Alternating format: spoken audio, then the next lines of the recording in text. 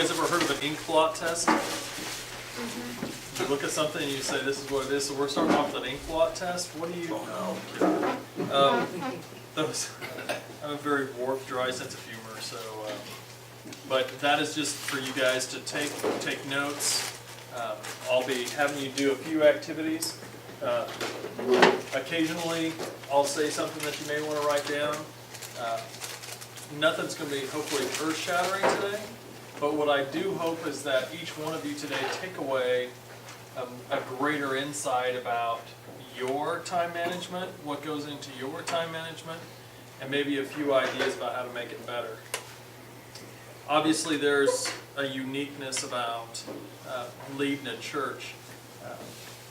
I do these presentations for Payless Shoe Store, their corporate headquarters, and so once a month I go out and lead some other executives in some of these kind of trainings, and some of their managers and such.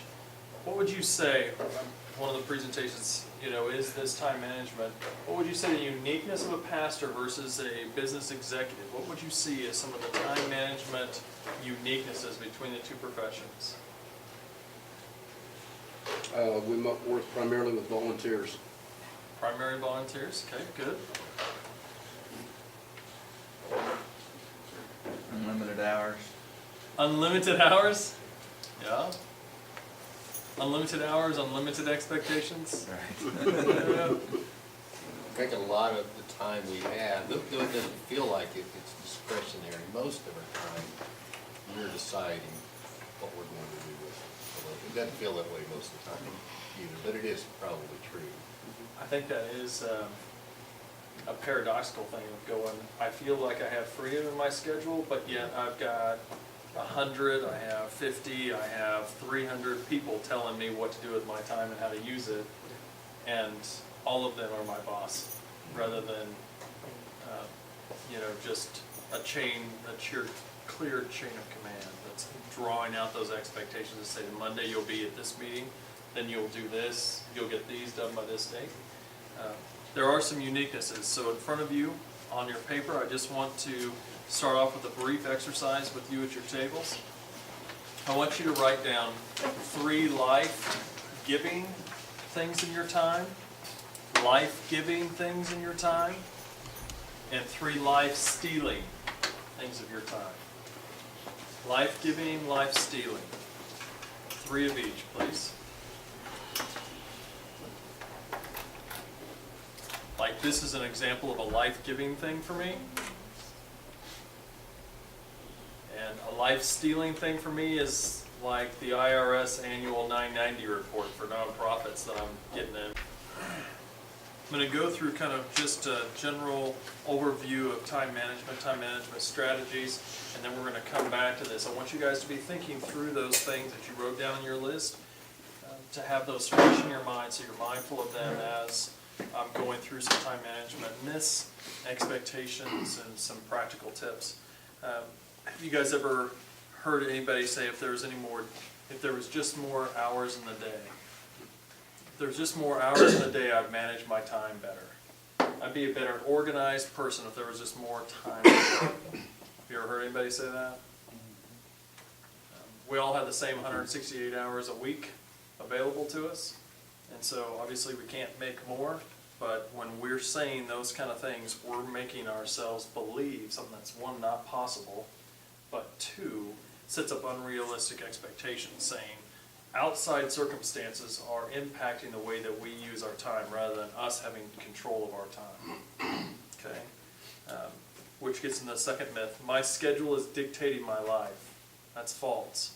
Our schedules don't dictate our lives. Every decision that we make, even for you guys being here today, was a conscious choice. Some of you guys drove an hour or more to come. Some of you are allocating time where you're away from your families or away from your office, away from your church. You did that not because of some obligation. Maybe it was the free lunch, but you're making a choice to put it into your schedule because it has some, hopefully, inherent value to it, okay? That it's not dictating your schedule, you're dictating it and what you put into it.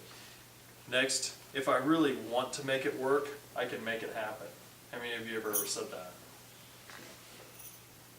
You have said that? No. The myth part of that is what?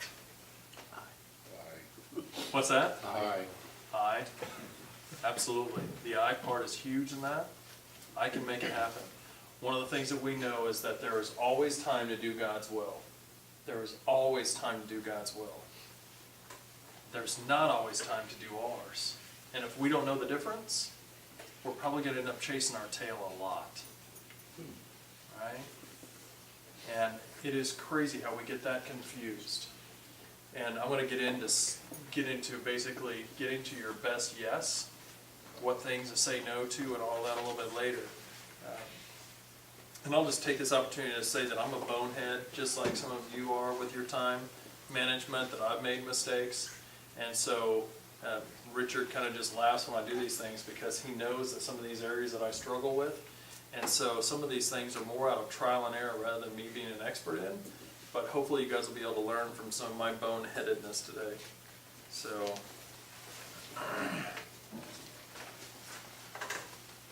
you'll sit to hold up time cards as we're getting close.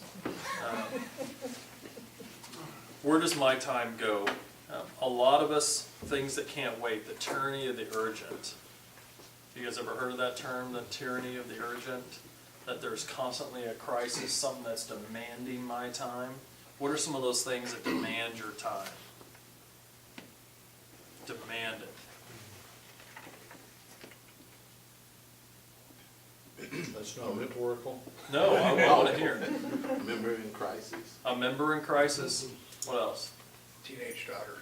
Teenagers. I'll just say teenagers altogether. Yeah. What else? Sermon every week. Sermon every week. Yeah. So we have crisis. We have family, right? Business obligations, what we do for a living. Deadlines, either self-imposed or imposed by others, right? That can vary depending on our level of stress of what things can wait and what they can't. I was having lunch with a pastor one time, and his phone rang, and he said, I really need to take this. And it was a member calling, and he was very cordial on the phone, and the person was in a crisis and saying, I need to meet with you today. And we were just starting our lunch together, and he said, I'm sorry, this is very important, and because your meeting is so important to me, I want to look at my calendar so I have some committed time to be talking with you. It wasn't a crisis like that somebody was bleeding out on their way to the hospital, right? What the crisis was is the decision needed to be made about a job, and they thought that it was a crisis in that moment. But by him saying, because you're important to me, I want to make sure I have time for this. And he met with him the next day in an appropriate amount of time, and it worked out well. And when he got off the phone, I was just like, how'd you do that? Because sometimes at that point in my life, I would get a phone call from somebody and I'd go, okay, hon, I've got to take this call. I'll be outside for a little bit. And I would go and take the call. Like, they identify as a crisis, so I must identify it as a crisis. But that's not always healthy for us or them, right? Because what do we model, right? If we can use those situations to model appropriate detection of what those are and to be able to address the needs, we get to help ourselves and them. Did he ask for information to be able to make that determination? Or? They were giving it to him, he didn't have to ask. Okay. I could hear because it was a pretty quiet restaurant, I could hear the person went directly into, hey, Pastor, I need to meet about A, B, and C, and we need to get this done today. Okay. I didn't hear a couple of the words, but it was fairly loud. And it was amazing when he started to talk, their voice came down. And a lot of times what's a crisis really is, I need somebody to understand what I'm going through right now.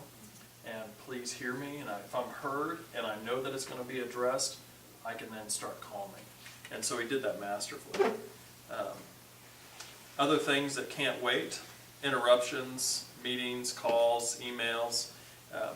I've started basically turning off my email notifications, because every time I'm sitting there with my laptop open trying to get a project done or paperwork or whatever, and a new email notification pops up on my screen. And when you get a couple of hundred of those a day, and each one takes 30 seconds to read or whatever, that's a lot of time that you're wasting throughout the day. And it's controlling you rather than you going, I'm gonna check my email at these appointed times throughout the day, so that you're in control of those things. Text message, same way. The phone notifications, right? We were talking about Facebook notifications on your phone. You know, I stop those because I wanna know what's going on in the lives of my friends, and I would just briefly look at it and go on, but how rude is that when you're with somebody and you're going, Facebook notification, right? But yet, we're like, we want so much information all the time, and then we're not in the moment that we're supposed to be in. Wasting time, right? Because it's bifurcated, it's split. You have a split purpose, so try to get your time focused is important. Junk email, business work, kind of trivial kind of things. Junk email filters are awesome. You know, instead of having to spend 20 or 30 minutes a day filing all of your junk mail to determine if it's really junk or not, saves a lot of time. That 20 minutes a day that you spend doing that adds up at the end of the week. What I also notice that when I get done doing that, my brain is just like going, I just wasted how long with that junk, right? When my filter doesn't catch it. And then it takes me a little bit to get geared back into what I need to be focused on. So, things that shouldn't wait. Self-care, personal growth, relationship building. But which one goes first? Self-care, right? Because somebody else's needs are more important than mine. I'm here to serve, right? And so if I say that I've got to go to the gym, or I'm taking the day off to go hunting, or I'm doing, you know, some family activity, or I'm going to a kid's ball game, we almost come up with excuses to justify what we're going to go do so that people can't demand our time. I even find myself doing that, and I'm supposed to know better, right? I left and went for a short weekend trip with my wife and daughter, and people were like, I really need to come see you. Yeah, I'd really like to see you before I leave town or right after. And when they pursued it more, I was just like, look, I'm taking a family weekend and I really am looking forward to this. And I felt like I almost had to justify it. Have you ever been there? Where you almost have to justify taking care of yourself and your family in order to keep people's boundaries appropriate, right?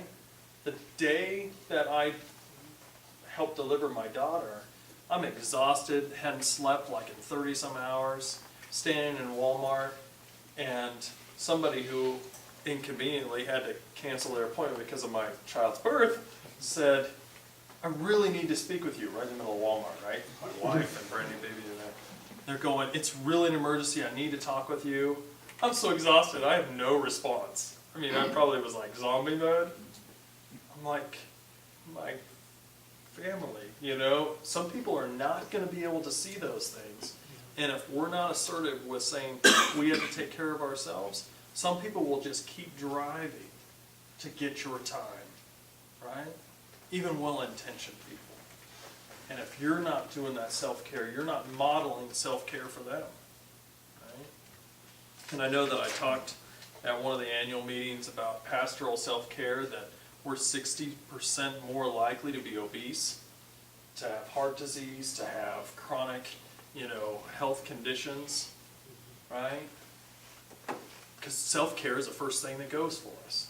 It shouldn't wait, but it does.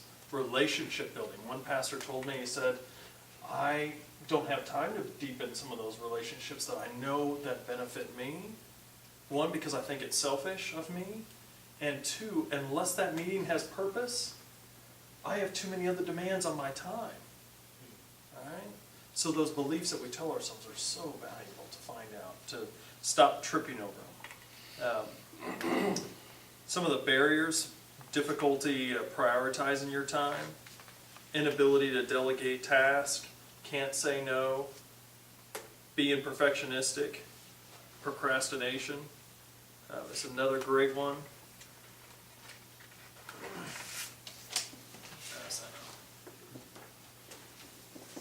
Perfectionism, procrastination.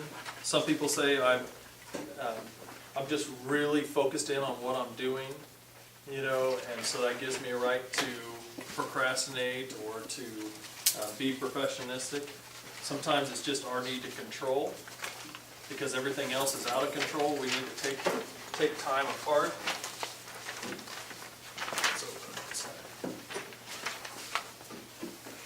This is kind of a funny thing, cartoon, but I think it's very appropriate to kind of look through. Each one of you probably fit at one time of your day or another into one of those categories.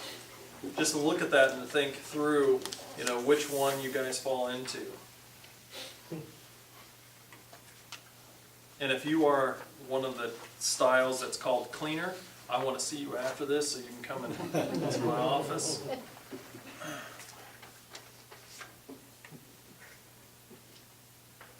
Anybody want to be brave enough to say which one they've stood out to them right away? Is there an all of the above? All of the above? I think that's on the back of the sheet. I think some of my staff would say I'm the delegator down at the bottom. Let's divide work. You take half and you take half. Right? Okay. Somebody else.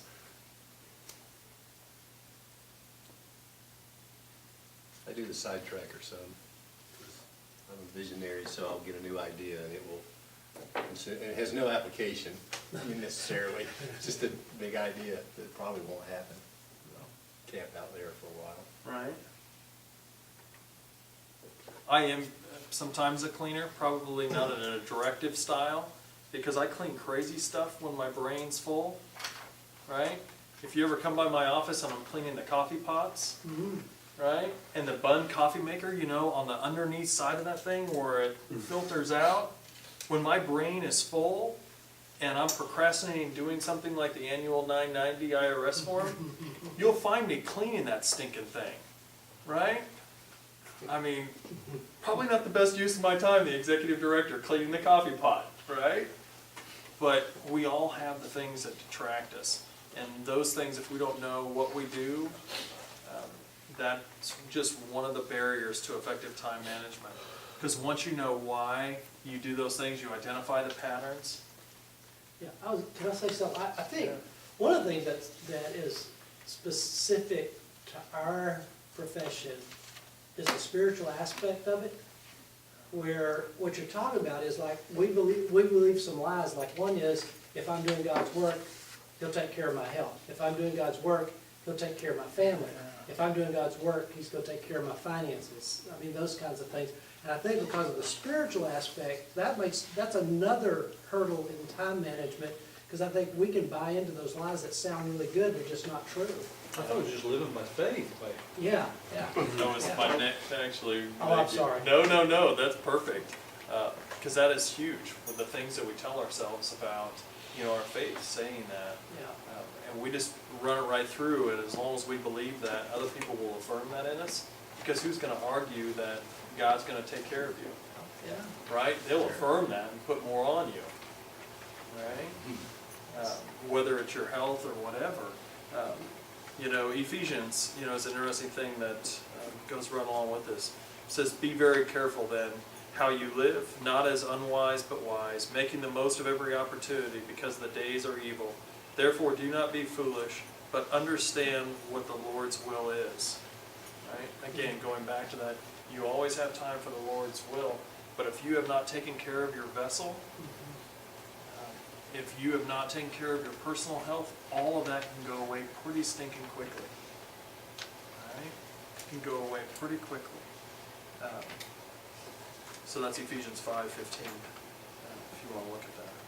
But when we tell ourselves those things, and we start to see patterns of those things, we can start saying, like what I was going into, saying the IRS report that I hate so much is like 30 pages of minutia to fill out. I almost said manure, that probably would have been more appropriate, but just minutia to fill out all those numbers. And I just hate it because it's not people. right? It's not connecting, and I don't see any value in it. And that's where my brain goes, and so that's when I know that I procrastinate. Now that I've identified that pattern after a few years of doing this thing, I have to build in other things into my life around that to help get that time meaning, but also to help block off and protect that time. Because if any distraction comes up during that time, if anything, any other opportunity comes up, I'm going to take it until the 11th hour, maybe almost 12th hour, to throw the stinking thing together because I hate it. When you identify those things, then you can come back into your schedule and go, I have really poor time management around this issue. And whether it's my health or whatever, when we identify those patterns, then we can build in strengthening mechanisms into our system, right? As one friend told me, he knows somebody that, that he can go to coffee with during busy weeks. And I think that is huge. I learned a lot from when he told me that. All right? When I know I've got a really stressful week, I can call this guy and I can go to coffee, and the rest of the week can kind of work. Right? So, knowing those things is helpful. Prioritizing your time. That's job description related. How you prioritize your time. I don't know how many of you have to say, I spend 34% of my time doing sermon prep.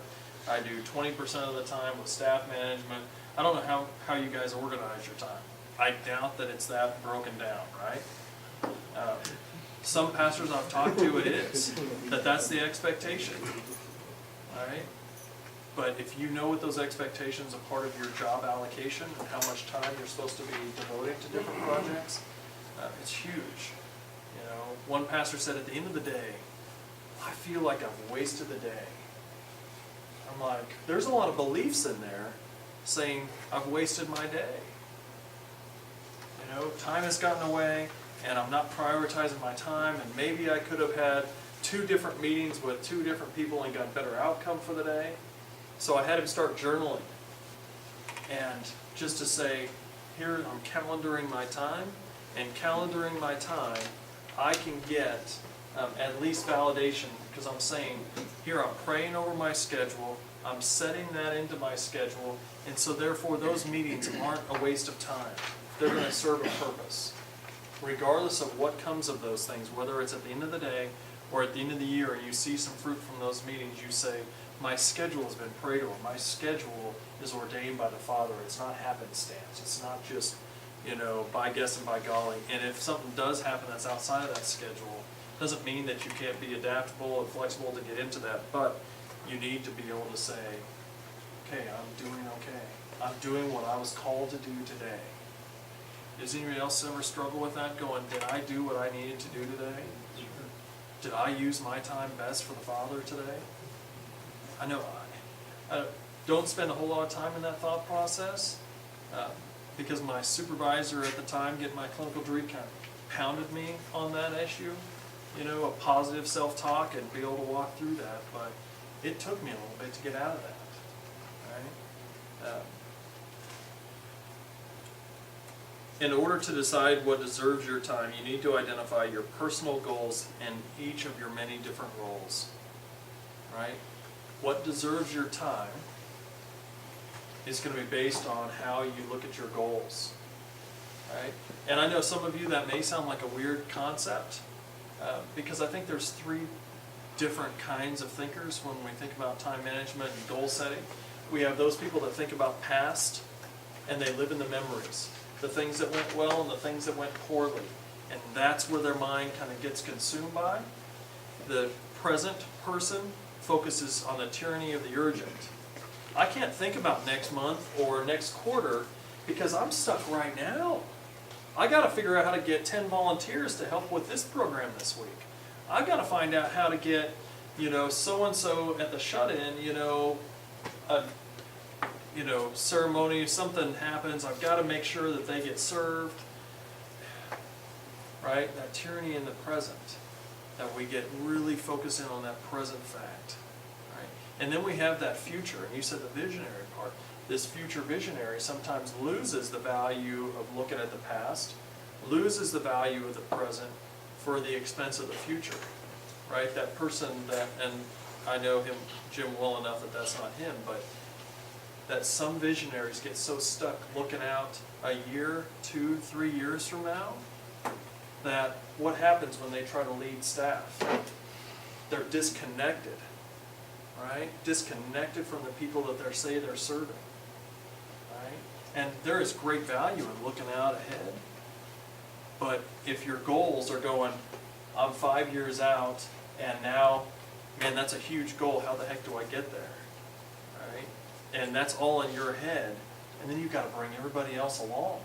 So if you're too focused out here, you're not going to be doing that. So I think you have to be in balance of that. Look at some of the past patterns, the things that have gone well, the lessons learned, be able to deal with in the present, and be able to look forward to the future. Does that make sense? Does that make sense? What do you take from that? It's about time and effort. You know, and so, just, how are you gonna be managing that? How do you do that? How do you maintain balance with the past, present, and future? I think I go with the, the list maker. Keeping all this stuff written down and in front of you? Well, I do have 2 calendars. But the reason why I have 2 calendars is because, for example, at 2 o'clock, I have a court appearance, and another one 4. So I need to kind of balance those 2 court appearances, plus, some ministry work. That's why I keep 2 calendars, one for, a bigger calendar, one in my pocket here, so. This morning, there was one that was continued, so that helped me to be here. Awesome. So just about time and effort and working on your calendar. And it's not really that difficult to really look into that. It just taking time and to see what you're going to be doing there. Yeah. Well, somebody else, how do you guys balance that? Past, present, and future in time management? I think one thing that comes to mind, Corey, is you've helped me with this, it helped me understand how important emotional health is, because if I'm like off, I'm always off some. But if I'm You like and me way- both, man. Yeah, if I'm way off, if I'm really grieving or hurting, and I'm not being attentive to it, it affects how I manage my time. It affects how proactive I am with it. It affects, I try to work hard, but I'm a lot clunkier in the way that I work if I'm spending a lot of emotional sideways energy on stuff. So that's an important piece for me. We can only hold 8 things on our mind at one time, 8 things when we're functioning optimally. Yeah. And if one particular thing is stressing us emotionally, it can be a concern about a teenage daughter, like you said. And that may take up a few slices of that pie. It's got to come from somewhere else, right? If you could only have 8 maximized, and once your brain gets stressed, that level of ability to handle things goes down. And so the more you have on your plate, the more stressed you are, the fewer things you can handle in your mind.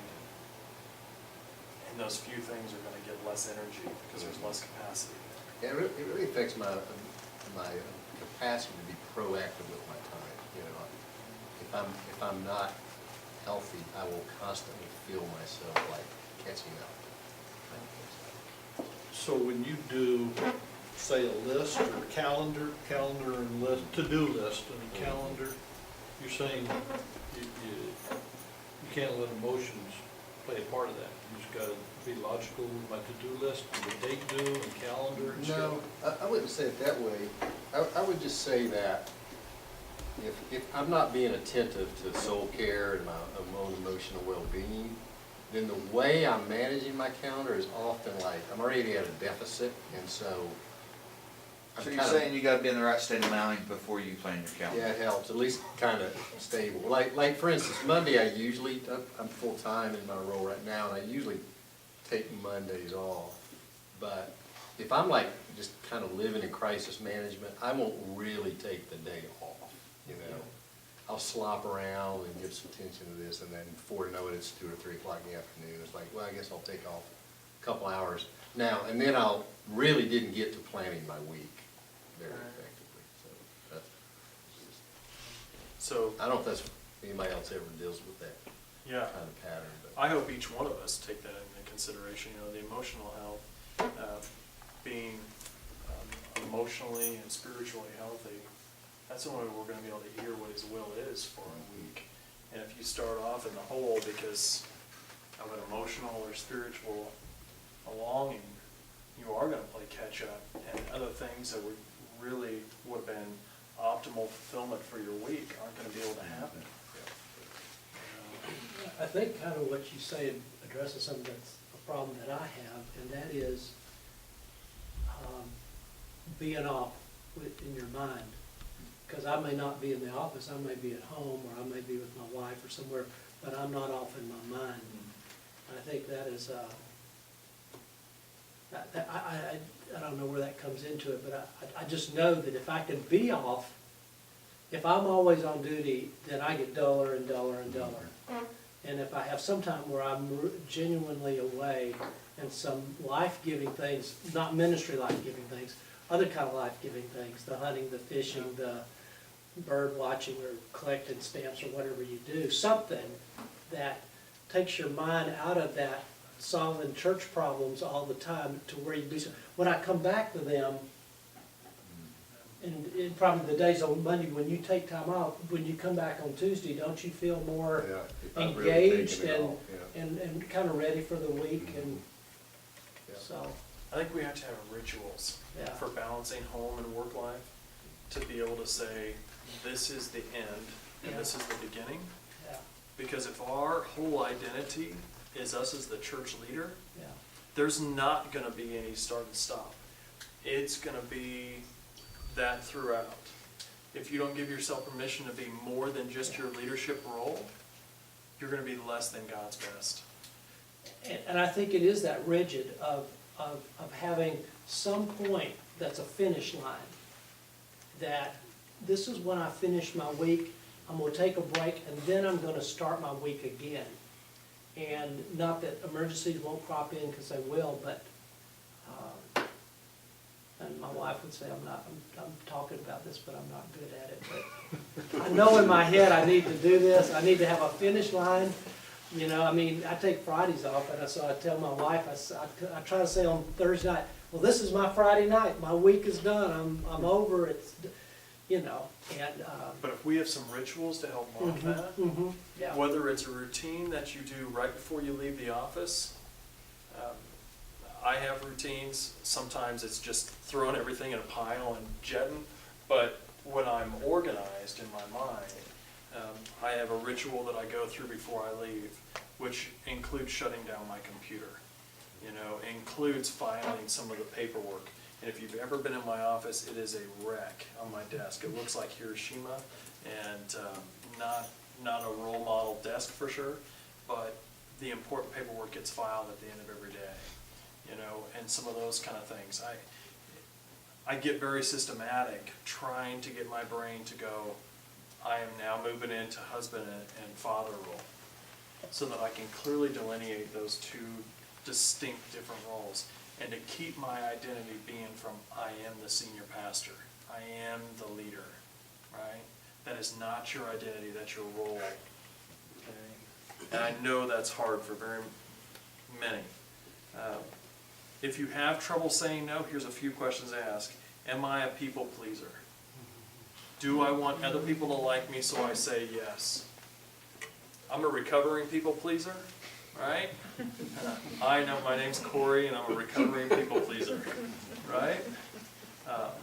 And that is an ongoing journey, right?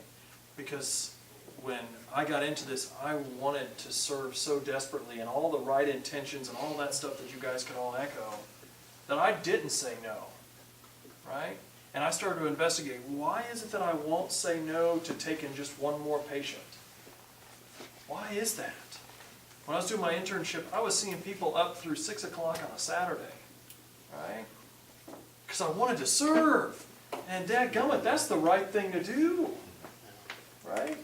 But no, I wanted to be really in control of the proper completion of the program.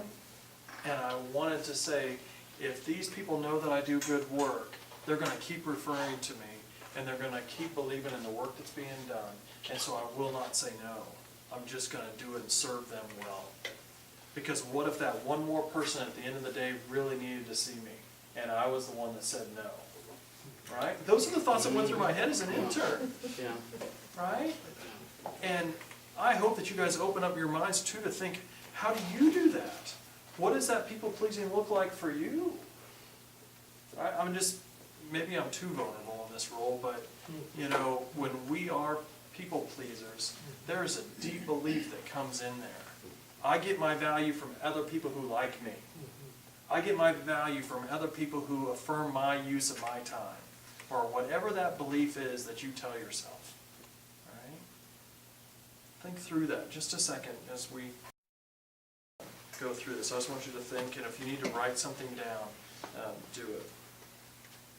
I struggle with just the opposite. I've been real rebellious in my life, and I kind of have always enjoyed ticking people off, and so I'm not a people pleaser. I mean, me and my brother used to see who could make mom slap us first, and so yeah, a lot. And so I have to deal with the opposite. I just want to tell people no. That just is in me to just write people off. And so as a pastor, I have to sometimes I just go look for something to do for somebody because of the opposite. Because I could hide in the woods and forget everybody. And so I have to do the opposite. And I don't know, how do you balance that? How do you know you have to do the opposite but not get too far into it? Does that make sense? No, it absolutely makes sense. I don't know how many people, hear this kind of a message and saying no, and then they go all the way to the this end and say, I'm going to say no to everything. Right. And it is going to be like trying to get out of Alcatraz to get into my schedule. It's going to be nearly impossible, right? And instead, I think we need to look at what is my best yes and focus on what am I saying yes to. It changes. It's a paradigm shift when you're starting to say yes to things rather than no. It diffuses that kind of rebelliousness and that need to control, and it says, I'm saying yes because of what the Father has put in me to do today, rather than going, I'm saying no because they will not intrude in my life, or whatever else belief comes in there. I appreciate the honesty, man. I think we wrestle with a lot of things, I think, very, very deeply. The fact that we deal with so many issues where we can't make a difference. You care and you can't change it. Yep. And to invest our time in those things where we think we can make a difference, that's therapeutic in itself. When you see people grow, when you see them grab the Lord by the hand and begin to walk, those kinds of things. And it makes it hard to say no. I've wrestled with this for a long time. The Covey, I think, is the one that came out with the 7 Habits. And the one basically in my mind says, don't let anybody interrupt your schedule. Like nobody's as important as I am, is the way that sounds to me. And I struggle with that one. Yeah, and the back belief is feeling guilty for not seeing progress, Right. right? Right. Not seeing the Lord work, Right. and not be affirmed in the work that we're doing, Yeah. right? And so that's pretty much focused on us, right? I mean, if we're saying, I want to go to that work, and I think all of us have a degree of that, Yeah. of saying, I want to see what the Father is doing, and He's equipped me to work well here, and I know I'm going to get a win. Mhm. And some days you just need a win, Right. right? Yeah. But when we get captured by getting the win, and we start cutting out those other areas where it's tough sledding, Mhm. then we miss out on those growing opportunities for us and having the Father use us in an important way. Yeah. Sometimes being a part of the struggle is just as valuable as getting the win, especially for the family that's going through it, right? But if we feel guilty for not seeing the win, then that value is coming and going, I must be doing something wrong, must not be working enough, I must not be right in this situation or right in that situation, or there's something in me that's deficient, or even- something with God that's deficient. Yeah, even whether we tally it that way or not, am I simply missing the opportunity, the potential of experiencing a win here? You know, Yeah, by not jumping in that. Yeah, and I think the guilt part of going, if I don't help, like what I said, mhm. yeah, I think is big. What you're saying too goes into, how do I say it?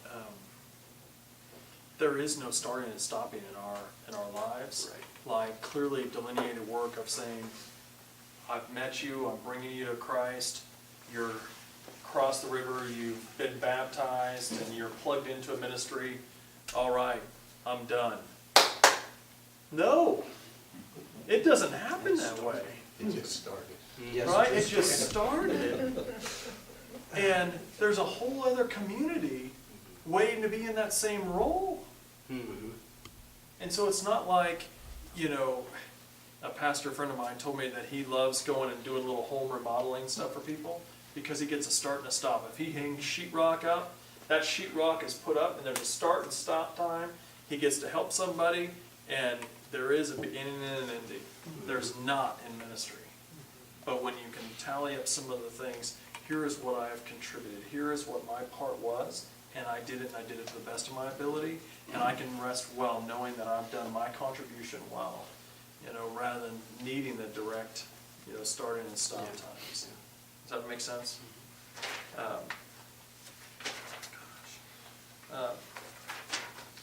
Setting realistic expectations for yourselves, how many of you struggle with that? Yeah? How does that affect your time management? Drastically. What's that? Drastically. Drastically. When we don't have good expectations for ourselves, what we find ourselves is doing is we create lists for you list makers, and when we create lists, we put things on there that will never get done, Yeah. right? And I They go catch, to the next phase. what's that? They go to the next phase. They go to the next list. Okay. I just lose the list. Lose the list. You throw it in the woods. You throw it in the woods. Man, we hate it. You said you List makers. You don't do that? I do list, but I do list differently. And I'll share kind of how I do it, but I know that when you are kind of into analysis and paralysis and your, you know, unrealistic expectations for yourself, you'll put things on that are more projects than actual tasks. Like, I want to raise $5,000 for a new, you know, projector screen. I want, you know, to find 20 more volunteers to help with children's program. Those are projects, right? They're not tasks. And when we put projects on our to-do list, what happens? We get bogged down with the frustration of not being able to see a win, not being able to do the things. It's too big, you choke on it, right? So we need to first say, what is it that we're putting on our to-do list? You know, are they realistic and are they broke down into bite-sized pieces, right? I think that's critical. I think when we look at our list and we have, you know, every minute of the day planned, we don't have any margin, there's no way that it's gonna work. You know, just know that, right? The fear of failure obviously gets into some of those lists that we sometimes will then minimize our expectations. We'll say, if we talk to one person about God this month, you know, or this year, we're gonna be good to go. All right, that's the one we're gonna do, because that's what we can accomplish this year, or whatever. That's a fine goal, but when you're like, I'm around lost people all the time, and if I only talk to one for an entire year, am I that afraid of failing or being rejected that I don't wanna have a realistic goal that challenges me, but meets me where I am? You know, and trying to balance that. I don't know what time, how much time do I have here now? 5 minutes, awesome. We have about, what, 10 minutes, 15 minutes? Yeah. pass that.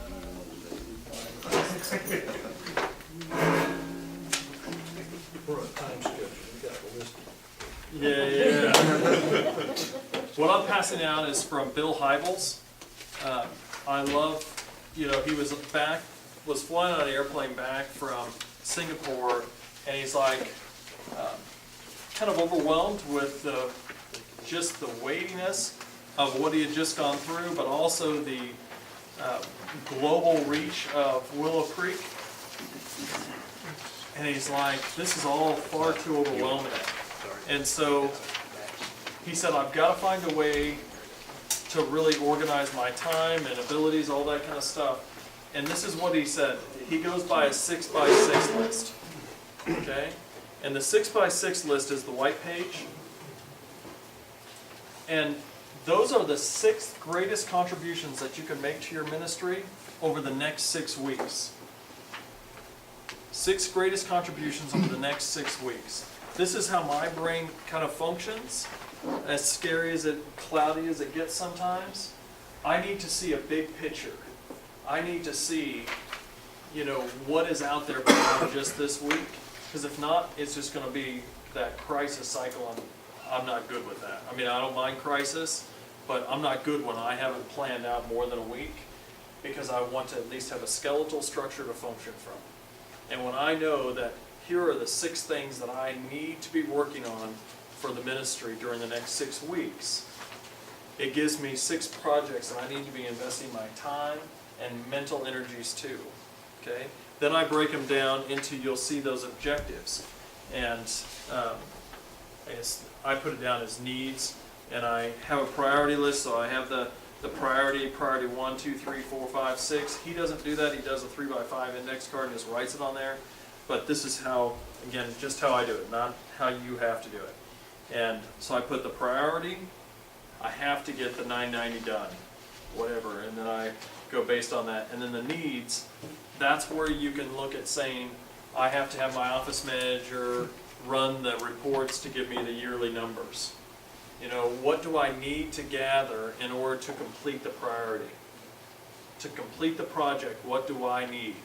Who do I need to call? Those kind of things. What information do I need to have? And then what's my target date? Right?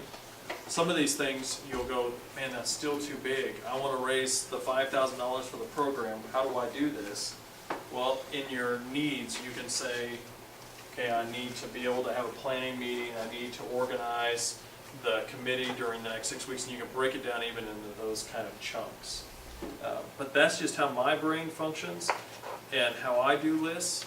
And I literally kind of took Hybels' thing and took this to my core leadership group at my office, and they each have a 6x6 list, and they can see mine.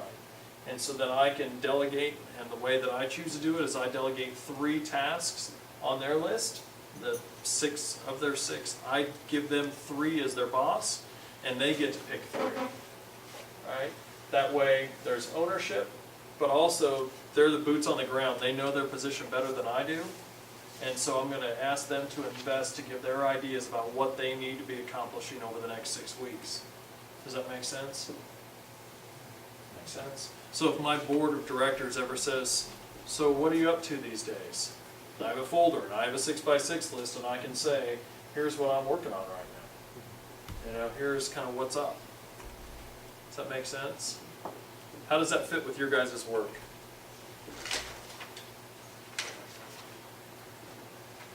I got a question. Go ahead. Don't worry about it. Do you, maybe you said it, I missed it. Do you do this every 6 weeks, or does it have a rolling effect where you're? I do it every 6 weeks because it forces me to evaluate, because sometimes I put far too big of things that aren't really the next 6 weeks, or I didn't break it down far enough. And so then I have to reevaluate that every 6 weeks. Okay, so you kind of stay with, I mean, okay, here's my 6 for 6 weeks. Because a lot of times what happens with me is like, after 2 weeks, I've accomplished 2 of them. Yeah. And so what I'll tend to do is roll 2 more on it. You know what I'm saying? No, I know exactly. That eats me sometimes. Eats me up. Yeah. Yeah. What does that do when you do that? Oh, Well, it's too much. yeah. It's too much. But I did the same thing when I started doing this. because I was like, great, I've got 2 open slots. Exactly. Like there was this imaginary block of time that was now open. And it's not that way at all. I do this, and I usually try to put something on there that's pretty easy, so I can get it done and check it off, and have something on my list that's done. Right? But I make one for administrative, but I make one for my personal life. Like if I wanna take my wife somewhere, or if I wanna go on a hunting trip, or, so I have one for work and one for play. What's the 6 biggest things that I can do for my family during the next 6 weeks? Yeah. Yeah, absolutely. That keeps it in perspective too. Thank you for adding that. What do you guys think about that? The purpose of this is not to create one more task for you or one more to do, but it's to help organize your thinking. It's been helpful for me, because that's where you put those big projects that you can't do today to raise the $5,000. You put that on your 6x6 list, and that's not on your, that's not on your checklist for today. Right. That's the way Just it works for me. portions of it are. Just portions Bite of it, sizes. that's right, the bite sizes, yeah. And I know on my to-do list, I keep a Word document, and on the top of it is the to-do list for today. And I was using Word document, and then when I get them done, I would cut and paste it down to the completed. It just became too much work for me, and it wasn't working, and so I adapted, and now I use Evernote. You guys ever seen that? Evernote, it's a phone application. Evernote is really good for me because it's got an email attachment, and if I'm sitting in traffic sometime or at a stoplight or whatever, I can open Evernote and look at my to-do list, and it's got reminders that come up for me. This is what I need to call back Barry, I need to call back this person, I need to call this person. That's the kind of things that go on my to-do list. You know, finish this report, finish that report. Those are the things that are on my daily to-do list. And then if I need to, I can email it to whoever it needs to be emailed to, whether it's my office manager or clinical director, and go, hey, we need to work on this. I thought I could get it done, but I realize this is more in your realm than mine, so could you do this for me today? And that way it's just email, boom, taken care of. If you've got one and you need your spouse to know about it, hey, we've got to take the kid to the orthodontist this week, right? And that comes up. You think, well, how would you miss an orthodontist appointment? Tyranny of the urgent, anything's up for grabs for missing, right? Here's a few things. Track your time usage for 1 week. Just some ideas as you're starting to create to-do lists and to-done lists, whatever you want to call them. Track your time. How are you actually using your time? And to start really identifying the patterns. You know, what am I getting bogged down by? What's absorbing my time? Decide if some activities that are happening on a regular basis were worth the time spent on them. I know that sounds harsh, but if you're saying, I am spending 45 minutes a week with this guy, and he just goes over the same stuff every week, and he's complaining about the church every week for 45 minutes, and we haven't done anything about it for a month. What's the next step? What are we going to do? Because this isn't worth my time. Say no, go to the woods. That's when you go to the woods? But to say, how could I better use that time? Do I need to get a deacon involved? Do I need to get another staff member involved? How can I address this? Because if something's constantly taking time and it's not worth it, it's not working, then I need to do something different on my end. Pinpoint consistent distractions or interruptions. Look at transition times, how efficiently you spend that time. How quickly are you transitioning into and out of different things, whether it's lunch, getting to work, leaving work, phone calls, those kind of things.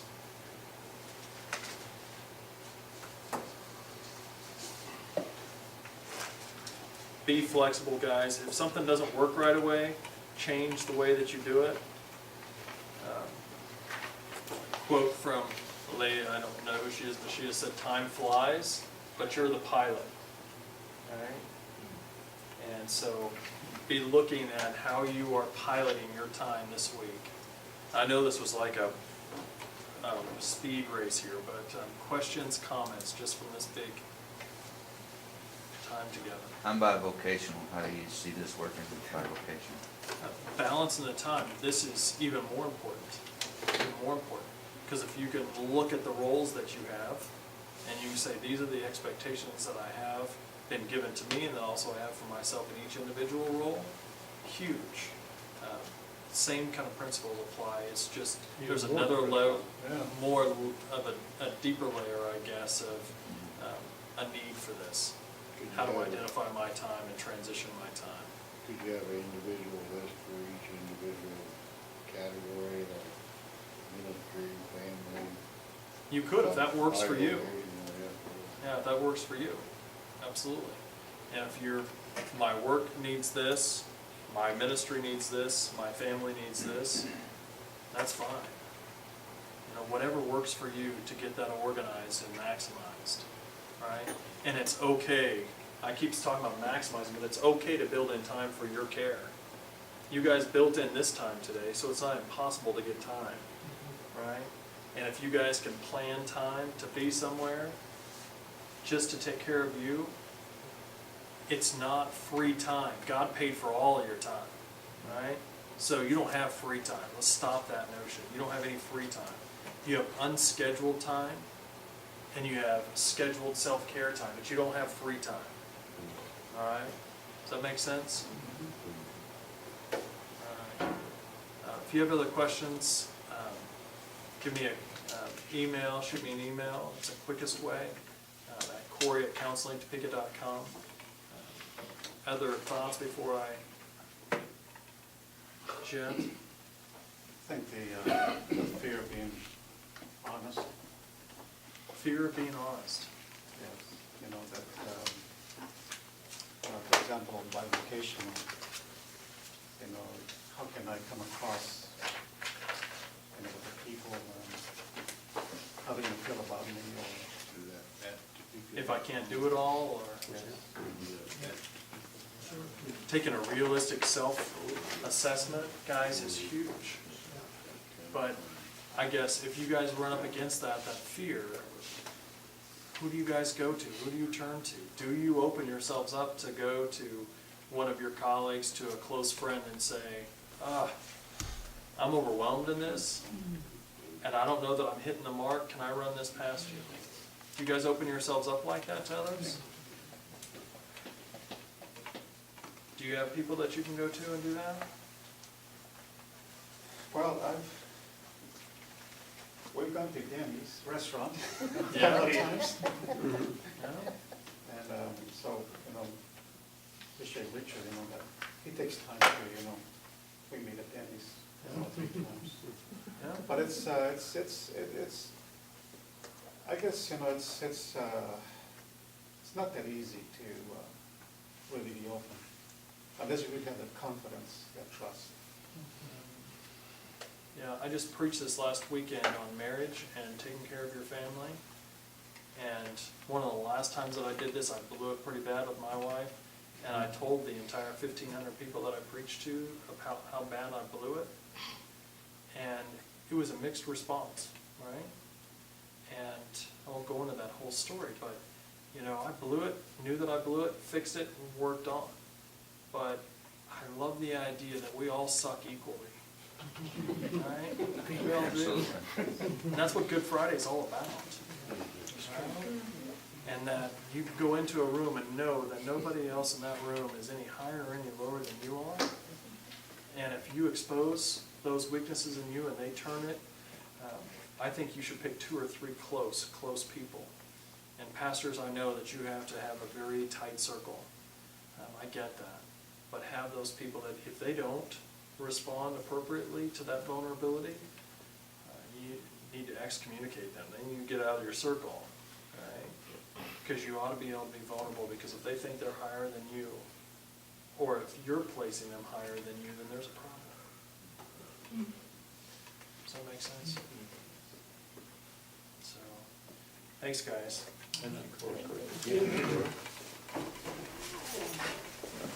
Topeka, guys.